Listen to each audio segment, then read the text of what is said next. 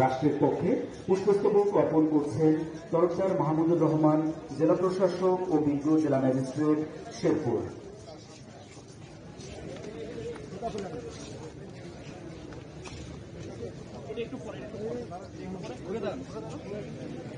মুক্তিযোদ্ধা সংসদ শেরপুর পুষ্পস্তবক অর্পণ করবেন জেলা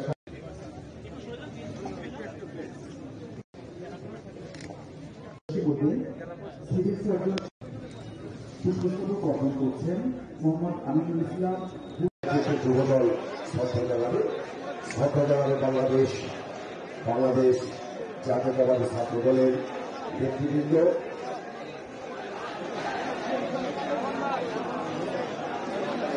বিএনপির অন্যতম শরিক দল বাংলাদেশ জাতীয়তাবাদী ছাত্র দল, বাংলাদেশ জাতীয়